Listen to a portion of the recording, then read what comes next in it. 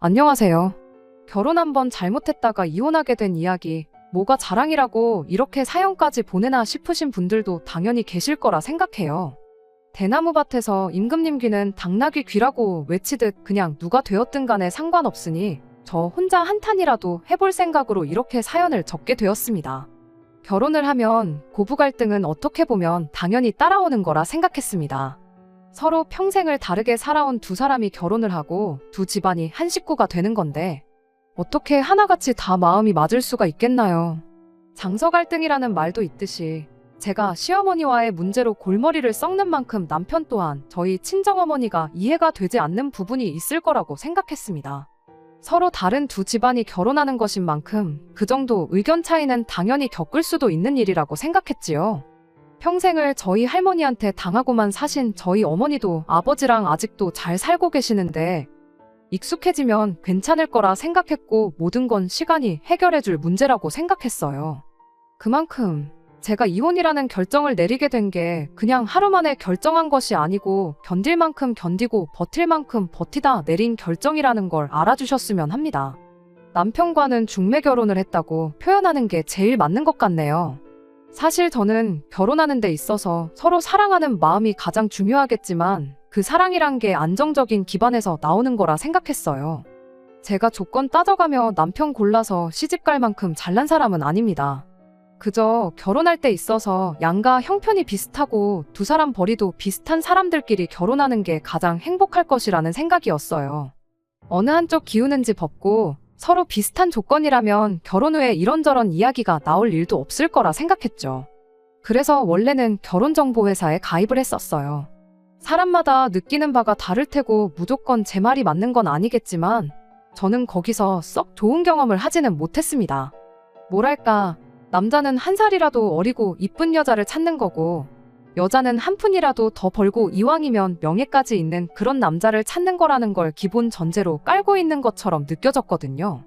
사람 욕심이란 게 있는 법이고 아마 다른 소개받는 분들도 회사에 요청한 게 있으니 매칭 자체가 그렇게 되었을 수도 있다고 생각합니다. 무작정 회사가 잘못한 거라고 말할 수는 없는 노릇이었죠. 다만 저는 단지 저랑 비슷한 형편의 사람을 만나고 싶었을 뿐인데 계속해서 제 나이를 가지고 어떨 때는 제 직업을 가지고 절대로 비슷한 조건을 가진 사람이 저를 만나고 싶어 하지 않을 거라며 계속 M1 사람들만 소개를 시켜주곤 했어요. 결국 그렇게 결혼정보회사에서 남자를 소개받는 건 포기하고 저희 부모님 인맥들 아름아름해서 그렇게 사람들을 소개받다가 남편을 처음 만나게 되었습니다. 서로 비슷한 조건을 가지고 있다는 걸 떠나서 남편하고의 만남 자체가 굉장히 즐거웠어요. 조건만 맞아도 감지덕지였을 텐데 성격이나 취향까지 비슷했으니 더할 나위 없이 좋았죠. 남편 또한 저와 몇 번 만나면서 어렴풋이 저랑 결혼을 하겠구나 싶은 생각이 들었답니다.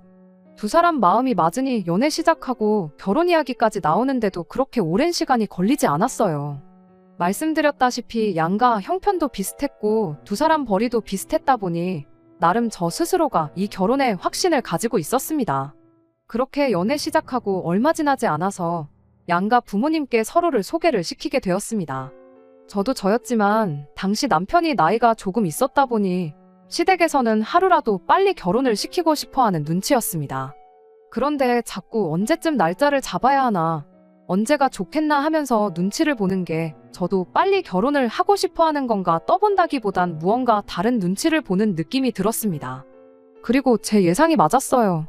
아니나 다를까 시부모님이 솔직히 말할 게 하나 있다면서 신우 이야기를 꺼내왔습니다. 남편이로 2살 많은 신우가 있는데 신우는 그때까지도 결혼을 안 하고 시부모님 가게 일을 도우며 함께 살고 있었어요.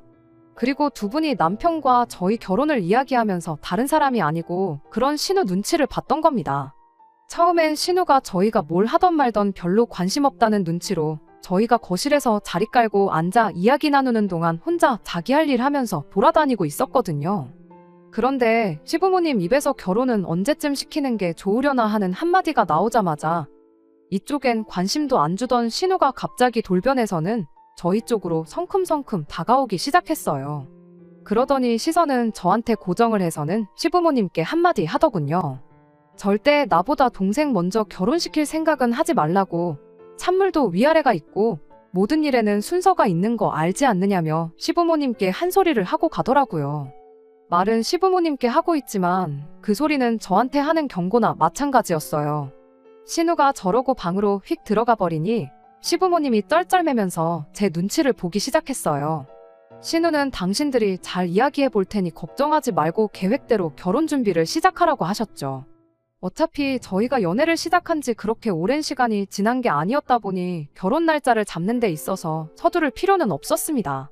신우가 저러는 꼴을 보니 괜히 결혼이라도 먼저 했다가 평생 좋게 지내기는 글렀다 싶어서 1년 정도는 더 연애를 해도 괜찮겠다고 남편한테 말했었는데 남편이 한다는 소리가 누나가 결혼할 사람이 있는 것도 아니고 그렇다고 해서 만나는 사람이 있는 것도 아니라고 하더라고요. 그때는 정말 눈앞이 깜깜했습니다. 시부모님이 신우 눈치를 그 정도로 보는 걸로 봐서는 어떻게든 저희가 결혼 먼저 할 수 있게 해준다고 말은 그렇게 했지만 그 길이 쉽지만은 않을 것 같아 보였거든요.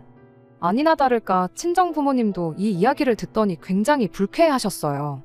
모든 일에는 때가 있는 법인데 누나 되는 사람이 당연히 양보를 해야지 자기 때문에 동생 혼사길까지 맡고 있는 게 말이나 되냐면서 괜히 저러다 결혼이 엎어지기라도 하면 우리 딸 그러니까 저는 저대로 시간 낭비만 하고 나이는 나이대로 한 살 더 먹고 노처녀가 괜히 되는 거겠냐고 남자 하나 잘못 만나서 팔자 꼬이면 문제없이 멀쩡한 사람도 그렇게 되는 거다 하면서 굉장히 기분 나빠하셨어요.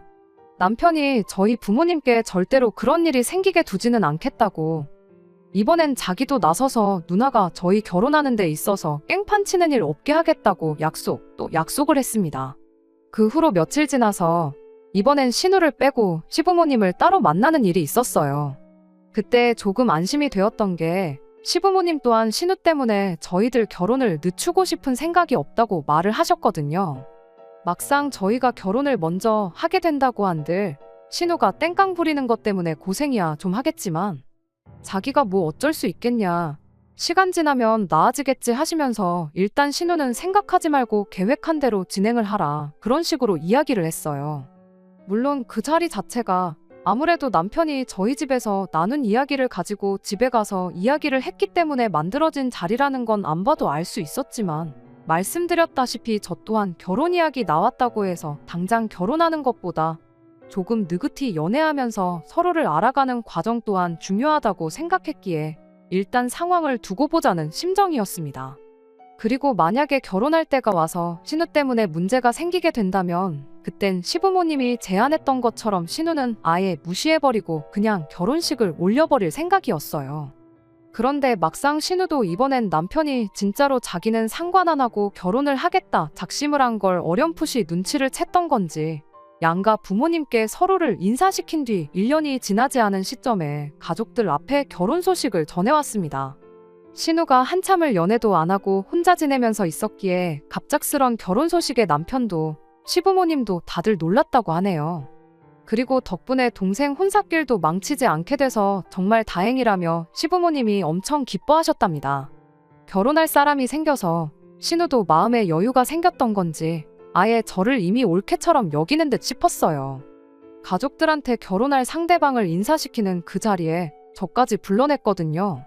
제가 거길 왜 가야 하나 싶으면서도 그래도 불렀는데 가야지 싶어서 약속 장소로 향했습니다. 남편과 시부모님이 먼저 자리에 도착해 있었고 그리고 나서 제가 도착을 했고요. 주인공인 신우가 결혼할 상대방을 데리고 가게 안으로 들어왔는데 저도 그랬겠지만 자리에 있던 모든 사람들 표정이 약간 얼이 빠진 모습이었습니다. 신우가 결혼 상대라고 데리고 온 사람이 외국인이었거든요. 키도 거의 190은 되어 보였고 덩치도 엄청 좋았어요. 연갈색 머리가 듬성듬성 섞인 금발에 수염까지 덥수룩한 게 약간 어딘가 군인 같다는 인상도 받았어요. 자신을 미국에서 왔다고 소개한 그 사람은 처음 한국에 원어민 강사 일을 하려고 들어왔다가 본격적으로 학원 사업을 하면 좋겠다 싶어 그렇게 한국에 눌러앉게 되었다며 자신을 소개했습니다. 어설프긴 하지만 의사소통이 문제없이 가능할 만큼 한국말에도 능통한 사람이었습니다. 약간 험상궂다고 표현해도 어색한 점 하나 없는 첫 인상이었지만 나름 한국말로 농담도 하면서 대화를 주도적으로 이끌어 나가려고 하는 게 인상과는 다르게 노력도 많이 하고 부침성도 좋은 사람이구나 싶었어요. 내심 시부모님도 신우가 혹시 어디서 개차반 같은 사람을 데려와서 결혼하겠다고 드는 건 줄 알고 걱정하셨던 것 같은데, 데려온 상대가 금갈색 머리 외국인인 부분에 대해서는 조금 당황스러워 보이긴 했지만 몇 마디 나눠보고 이내 마음에 들어하는 듯한 눈치셨습니다. 외국인이지만 어느 정도 의사소통도 되고 학원 사업을 준비 중이라니 능력도 있는 사람처럼 보였을 테니까요. 그런데 이야기를 나누다 보니 결혼은 신우 혼자만의 생각이었다는 걸 알게 되었어요. 문화가 다른 만큼 생각하는 것도 다르긴 다르구나 싶었던 게, 그 사람은 당장 결혼을 하겠다는 게 아니고 일단 신우랑 같이 동거를 할 생각이라는 말을 전해왔지요. 그건 좀 충격적이었네요. 결과적으로는 신우가 결혼식을 올리지 않는다는 소리나 마찬가지였는데, 그 상황에 신우가 과연 동생보다 먼저 하겠다는 그 결혼 순서를 양보를 해주겠나 싶었거든요. 그날 자리가 거의 끝나갈 때까지 저와 남편의 결혼에 대해선 그 누구도 입을 열지 않았어요. 그런데 저는 그 자리에서 신우건 시부모님이건 확실한 대답을 듣고 싶었죠. 가만히 있었다간 그냥 흐지부지 넘어갈 것 같아서 저희들 결혼은 어떻게 되는 거냐고 제가 먼저 말을 꺼냈습니다. 시부모님 표정이 괜히 신우 심기를 건드릴 것까지 있느냐 하는 표정이었는데, 예상외로 신우가 먼저 결혼식 순서가 뭐가 중요하겠냐며 이젠 그런 거 상관없다고 알아서 하라고 한마디 하고 말더라고요. 그래서 내친 김에 저희도 그럼 그렇게 알고 결혼식 날짜부터 잡겠다고 이야기하고 자리는 좋게 좋게 마무리가 되었지요. 애초에 온 가족이 신우 하나 때문에 쩔쩔매고 눈치를 보고 살고 있다는 게 문제였는데, 그때까지만 해도 저는 그냥 신우 결혼 문제만 해결하면 저희들 결혼 생활에 아무런 문제가 없겠다고 생각했던 게 저의 오산이었습니다. 결혼은 둘이서만 하는 게 아니고 서로 다른 두 집안이 한 가족이 되는 거라는 걸 생각도 안 하고 있던 저의 어리석음이었죠.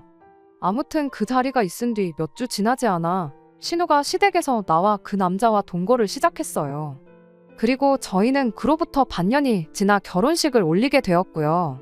우락부락한 생김새와는 다르게 부침성이 좋은 사람이라 이따금씩 저희 부부를 집으로 초대해 같이 시간도 보내고 그랬습니다.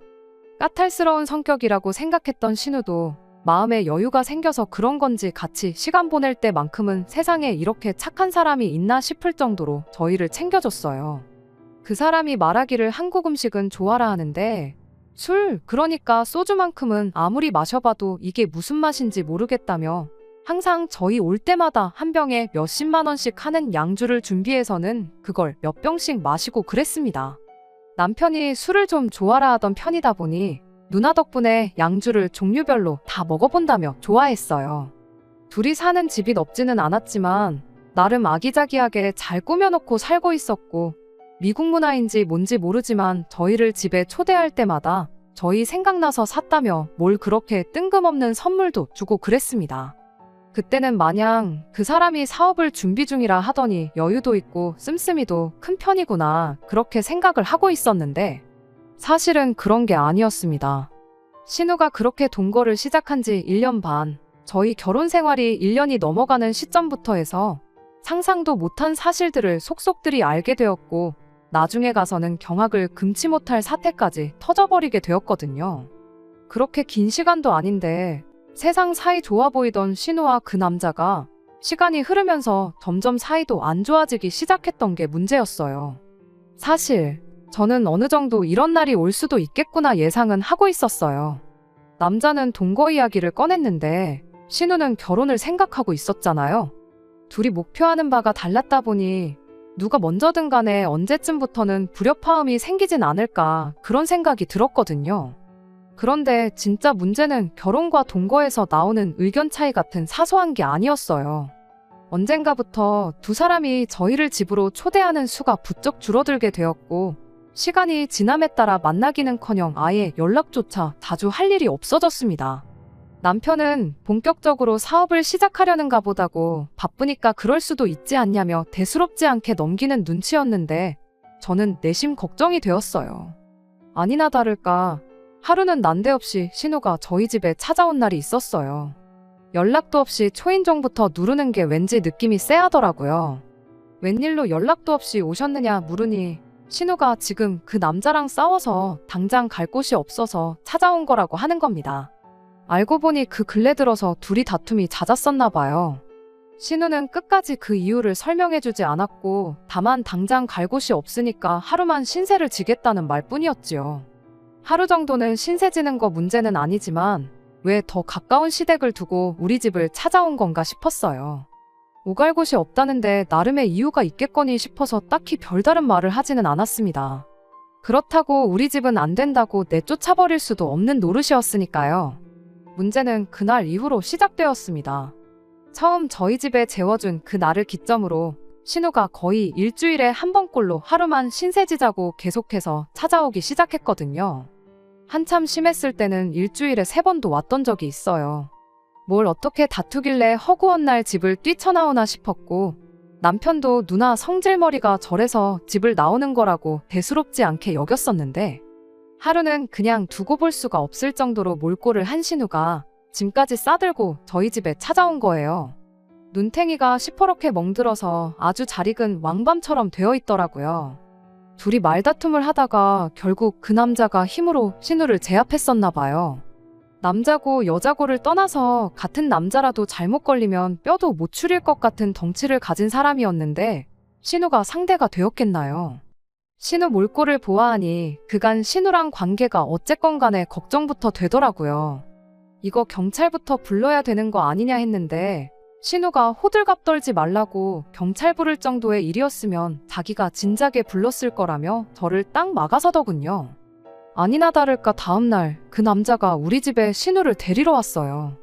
그 어설픈 한국어로 어눌하게 이것 참 미안하게 됐습니다 한마디 하는 게 왠지 모르게 빈정거리는 느낌이 들더라고요. 아무튼 그렇게 신우를 데려가는데 남편이 암만 자기 누나랑 사이가 안 좋았어도 그래도 가족이고 그래도 누난데 자기 누나를 저렇게 만든 그 인간이 마음에 안 들었나 봐요. 하지만 그렇다고 뭐 남편이라고 해서 상대가 되었겠나요? 남편을 2개는 합쳐놓아야지 그 사람 한 명분 될까 말까였는데 남편이 할 말은 많아 보였지만 누나가 괜찮다니까 그냥 참는 것 같더라고요. 저도 남편한테 아서라고 한마디 했어요. 여자도 저렇게 묵사발을 만들어 놓는 사람이 당신이라고 못 패겠냐고 일단은 가만히 있어보라고 남편을 말렸어요. 둘이 부부는 아니지만 동거하면 뭐 부부나 다름없잖아요. 부부싸움은 칼로 물베기라고도 하고 그동안 저 또한 2사람 문제에 제가 관여할 바는 아니라 생각했는데 막상 신우가 저런 꼴을 당한 걸 보니 그냥 넘어가서는 안 된다는 생각이었습니다. 그래서 아예 그 길로 남편을 데리고 시댁으로 찾아갔어요. 다른 건 몰라도 시부모님도 신우 상황이 어떤지 알고는 계셔야 할 것 같아서 말이죠. 그런데 알고 보니까 신우가 우리 집에만 찾아온 게 아니었던 거예요. 저희랑 연락이 조금 뜸해지기 시작했을 때쯤부터 이미 매일같이 다투는 일이 생겼고 그때는 저희 집이 아니라 시댁에 그렇게 들락거렸다는 거예요. 하도 자주 오니까 아버님이 그 남자한테 내 딸을 믿고 맡겼는데 어떻게 하루가 멀다 하고 집으로 도망 나오게 할 수 있냐며 뭐라고 잔소리를 하셨었나 봐요. 그런데 그 남자가 아주 얼굴이 도깨비 마냥 시뻘개져서는 시댁을 한번 뒤집어 놓을 뻔 했었다더라고요. 그래도 그 뒤로 따로 찾아오는 일 없어서 이제는 둘이 잘 지내는가 보다 싶었는데 저희 집에 들락거리는 줄은 상상도 못 하셨답니다. 제 생각엔 아마 신우 딴에는 저러다 그 남자가 시부모님한테 무슨 해코지라도 하겠다 싶어서 저희 집으로 도망오기 시작한 게 아닐까 싶어요. 아무튼 신우가 그렇게 다투는 걸 알고 계셨다면 혹시 무슨 일 때문에 저렇게 하루가 멀다 하고 싸우고 있는 건지 그 이유는 알고 계시냐 물었어요. 신우가 저희한테는 도무지 이야기를 안 해준다고요. 그랬더니 시부모님이 정말 충격적인 이야기를 꺼내오셨어요. 사실 그 남자가 사업을 알아본다고 했지만 땡전 한 푼 없는 사람이었답니다. 둘이 살고 있는 그 집도 당장 보증금 할 돈도 없어서 시부모님이 피땀 흘려 장사해서 모은 돈으로 얻어준 거고 거기에 신우가 직장이 없다고 했잖아요. 그런데 일을 안 하는 건 그 남자도 마찬가지였던 거죠. 둘이 일도 안 하는데 집이 해결되었다고 한들 생활비가 어디 있었겠나요? 결국 시부모님이 2사람 생활비까지 대줬다는 겁니다. 그동안 우리한테 사줬던 쓰잘데기 없는 선물이며 저희 마시라고 선심 쓰듯 까줬던 양주며 밥까지 전부 다 알고 보니 시부모님 돈이었던 거예요. 문제는 2사람 씀씀이가 워낙에 크다 보니 시부모님이 언제까지고 그렇게 해줄 수가 없었던 겁니다. 심지어 그때가 또 마침 코로나가 끝나갈 때쯤이었는데 코로나 겪는 동안 시부모님 장사도 많이 안 좋아지게 되었고 결국엔 그간 모아놓은 노후 자금까지 털어서 신우한테 퍼주고 있었던 거라네요. 그런데 이제 여유분까지 돈을 전부 써버리고 나니까 더 이상 두 분이 신우한테 계속 돈을 대줄 수가 없게 되었던 거죠. 두 분 노후 자금을 전부 다 쓰신 건 아니지만 여유분을 탕진하는데 고작 1년의 시간도 걸리지 않았던 겁니다. 아무튼 그렇게 생활비가 끊기게 되니 그 남자가 그것 때문에 뿔이 나서 신우한테 화풀이를 하기 시작했던 거였고 결국엔 그렇게 매번 생활비 문제로 다투다가 눈탱이가 밤탱이가 돼서 우리 집에 찾아오게 되었던 거예요. 신우가 눈이 시퍼렇게 돼서 우리 집에 짐 싸들고 도망 나오기까지 했다는 그 이야기를 전하니 시부모님도 엄청 충격을 먹은 듯 보였어요. 그런데 시부모님이 애초에 집에 데리고 온 첫날의 결혼 생각도 크게 없어 보였는데 그때 신우 동거를 못하게 반대를 했었어야 했었다고. 그런데 아무래도 니들이 마음에 걸려서 그냥 둘이 같이 살게 했는데 일이 이렇게 될 줄은 몰랐다며. 신우가 저런 인생을 살고 있는 걸 난데없이 저희한테 탓을 돌리기 시작하는 거 아니겠어요? 정말로 어이가 없었죠. 그래서 그렇게 말로만 후회를 할 게 아니고 그 사람은 빼놓더라도 일단 신우까지 같이 해서 한번 이야기를 제대로 해봐야 하는 거 아니겠냐고 현실적인 해결책을 제시를 했습니다. 그렇게 신우를 시댁으로 불러내서 온 가족이 이야기를 나누게 되었어요. 다들 하나같이 신우한테 무슨 좋은 꼴을 보겠다고 눈탱이가 밤탱이가 되면서까지 같이 살고 있냐고 그냥 결혼 안 한 거 천만다행으로 알고 그 인간하고 헤어지라고 이야기했는데 신우도 참 제정신이 아니었어요. 그 남자를 너무 사랑해서 포기를 못하는 것도 아니고 결과적으로는 그럼 나는 다시 이 지긋지긋한 집에 들어와서 엄마 밑에서 살아야 되는 거 아니냐고 그러긴 싫다고. 그냥 엄마 아빠가 돈만 제때 보내주면 없었을 일이라면서 자기 인생 망칠 생각 마시고 돈이나 보내달라는 말도 안 되는 소리를 하더라고요. 제 귀에는 그게 스스로 일해서 벌어먹고 살 생각 없고 평생 부모님이 피땀 흘려 모아놓은 돈으로 빌어먹고 살 생각밖에 없다는 소리로밖에 들리지가 않았습니다. 그런데 또 생각해보니 그런 이유라면 나도 더 이상 신우 인생에 관여하고 싶지가 않더라고요. 저는 한 가족으로서 진심으로 신우를 걱정해준 건데 신우는 그냥 부모 돈으로 편하게 먹고 살고 싶다는 소리를 하고 있으니 말이에요. 그래서 한마디 했죠. 그런 이유라면 둘이 싸우고 나서 우리 집에 올 생각하지 말라고 했어요. 말이 끝나기 무섭게 그날까지 우리한테 친한 척하던 신우도 마음이 상한 건지 저희 결혼 전에 알고 있던 원래의 신우 모습으로 돌아가더라고요. 있는 대로 성질을 부리면서 더럽고 치사해서 내가 너네 집 가나봐라 씩씩거렸는데 막상 그 이야기 나누고 며칠 지나지 않아서 또 저희 집 초인종을 누르곤 하루만 신세 좀 지겠다고 찾아오더군요. 저 또한 했던 말도 있고 그러니 진짜 우리 집에 들일 생각일랑 없었는데 남편이 그래도 이런 엄동설안에 어떻게 누나한테 노숙을 하라고 할 수도 없는 노릇 아니냐며 기어이 문을 열어주더라고요. 그래서 신우한테 염치 좀 챙기라는 식으로 한마디 꺼냈는데 신우도 그때 와서는 시부모님이랑 똑같은 말을 하더군요. 니들 때문에 남자 하나 잘못 만나서 내 인생이 꼬였다니 어쩌니 하면서요. 아니 누가 결혼하라고 동거하라고 등 떠밀었냐? 어차피 형님이 그 남자랑 동거 안 했어도 형님 무시하고 우리끼리 알아서 결혼식 올릴 생각이었다고요. 그렇게 신우랑 언성을 높이고 있으니 남편도 눈치를 챙긴 건지 거기선 그걸 우리 탓을 하면 어떡하냐고 하면서 제 편을 들어주긴 하더라고요. 제가 신우한테 어떻게든 부모님 돈으로 편하게 먹고 살 생각은 그만하고 그 사람하고 정리하고 직장을 구하라고 이미 보증금 들어가 있는데 시댁으로 돌아갈 필요도 없는 거 아니냐. 당장 생활비는 더 나가겠지만 형님이 직장 구해서 그 남자랑 헤어지기만 하면 끝나는 문제다. 다시 한번 강하게 제 생각을 이야기해줬더니 신우는 제 말을 들을 생각은 안 하고 기어이 울음을 터뜨리더라고요. 아니 지금 답답해서 울고 싶은 사람이 누군데 왜 우리 앞에서 약한 척 질질 짜고 자빠졌냐고 한마디 하려고 했는데 남편이 누나 눈물을 보더니 마음이 약해졌나 봐요.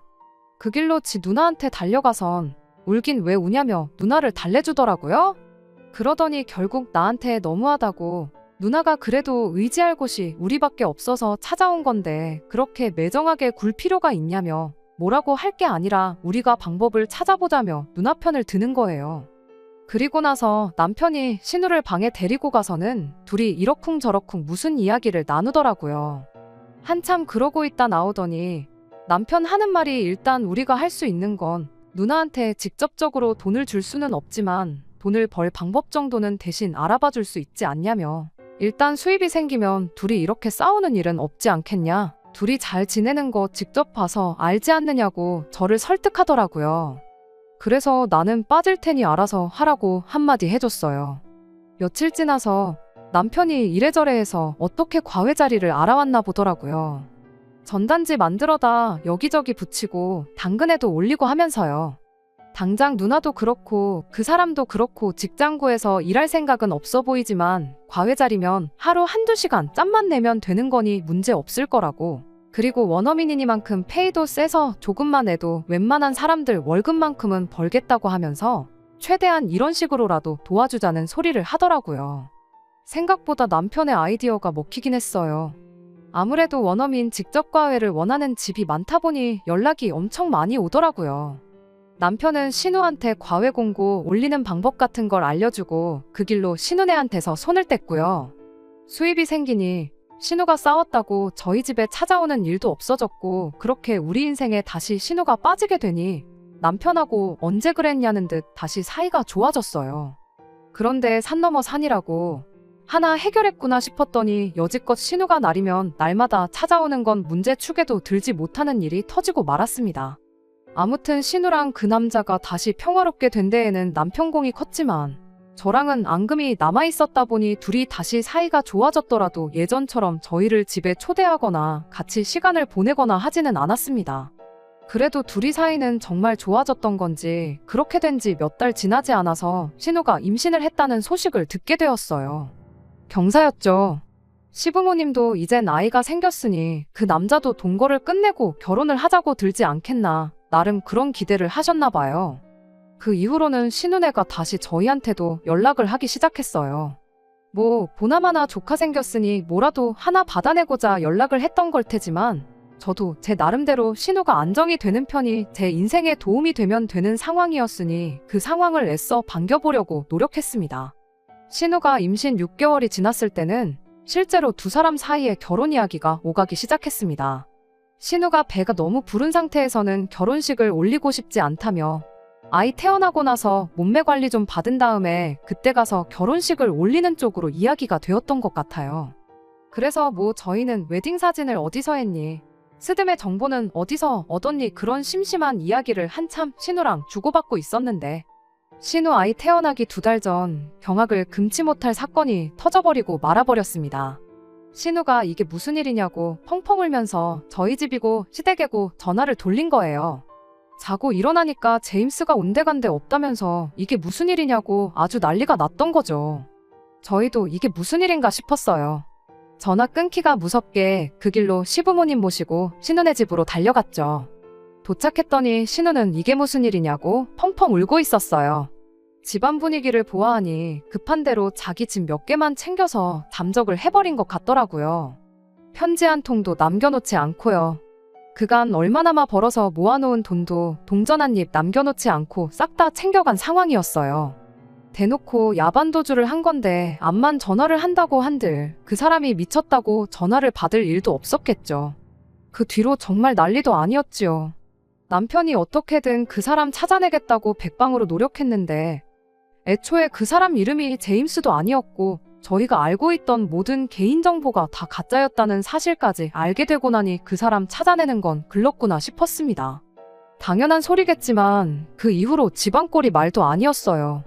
신우는 그 길로 시댁으로 다시 들어와서 살게 되었고요. 예정일이 다가와 가는데 딱히 다른 수도 없었으니 말입니다. 그러던 와중에 남편이 집념을 발휘해서 그 인간을 찾아낼 수 있었습니다. 실제로 찾은 건 아니고 그 사람의 SNS를 찾아낸 거예요. 이미 본국으로 돌아간 상황이었고 여기저기 놀러 다니는 사진을 올리는 걸로 봐서 자기가 뿌려놓은 씨는 신경도 안 쓰이는 듯 인생을 즐기며 살고 있는 듯 보이더군요. 충격적인 건 저희가 알고 있던 이름뿐만 아니라 어느 나라에서 왔는지 나이가 몇 살인지도 전부 다 거짓말이었어요. 심지어 그쪽 나라에 이미 한국에 오기 전부터 가정까지 꾸리고 살고 있는 한 집안의 가장이기까지 했다는 사실에 저희는 경악을 금치 못했습니다. 그래도 꼬리를 잡았다는 게 어디냐 싶었고 저희는 그 길로 바로 법률 상담을 받으러 갔어요. 소송도 가능하고 양육 비청구도 가능하다는 답변을 받았는데 문제는 그 과정 자체가 상당히 힘든 길이 되겠다는 이야기였습니다. 양육비 역시 안 주면 받아낼 방법이 없다는 식이었는데 이제 다 해결했구나 싶었는데 그 희망마저 산산조각이 나버리고 말았어요. 그래도 저희는 신우를 위해서 할 수 있는 최선을 다했다고 생각했는데 그게 아니었어요. 그 남자를 인터넷으로 찾아낸 얼마 뒤 저는 남편과 이혼을 결심하게 되었습니다. 하루는 시어머니가 저희를 불러내서 시댁에 찾아갔어요. 신우도 나라 잃은 표정을 하고 옆에 같이 앉아 있었죠. 신우 몰골을 보니 그간 맘고생이 얼마나 심했는지 단번에 알 수 있었어요. 참 딱해 보였죠. 그런데 그런 안쓰러운 마음도 잠시 시어머니가 저희한테 기니 할 말이 있어서 오늘 자리를 만든 거라는 말로 이야기를 시작했을 때 오늘 이 자리에 우리를 부른 게 절대로 좋은 일로 부른 건 아니겠구나 하고 대충 감이 오긴 했는데 이어진 시어머니가 난데없이 정말 제 상식을 뛰어넘는 말도 안 되는 요구를 해왔습니다. 곧 태어날 신우 아이를 저희가 맡아서 키우면 어떻겠냐고요. 당신이 알아봤는데 어떻게 조금 수만 쓴다면 조산원 같은 데서 아이를 출산하고 출생신고를 저희들 이름으로 할 수 있다더랍니다. 신우가 그 자식하고 결혼한 사이가 아닌 게 천만다행이지 않냐며 서류상으로 아무 문제가 없는 상황이니 저희가 태어날 신우 아이만 거둬주기만 하면 신우는 아무 걱정 없이 새 출발을 할 수 있다는 거예요. 가족 좋은 게 다 뭐냐시며 힘들 때 서로 도와주는 게 진짜 가족이 아니겠냐 하시는데 그렇게까지 말하는 거 보니 시어머니가 그냥 하는 말이 아니라 진심으로 하는 말이구나 싶더라고요. 당연히 저는 싫다고 했어요. 무슨 그런 말도 안 되는 부탁을 아무렇지도 않게 하시냐고요. 그랬더니 옆에서 가만히 있던 신우가 입에 거품을 물고는 그게 무슨 말도 안 되는 부탁이냐며 따지고 보면 니들 때문에 이렇게 된 거라고 이 상황을 저희 탓으로 몰고 가기 시작했습니다. 그래서 신우가 말 꺼내기 전에 제가 한마디 했죠. 저희 때문에 억지로 등 떠밀려서 그 사람하고 동거를 시작했다는 소리는 꺼내지도 말라고요. 전에도 말했듯이 형님이 그 인간 안 만났어도 우리는 형님 사정 볼 것도 없이 그냥 결혼할 생각이었다고 딱 잘라서 말해줬습니다.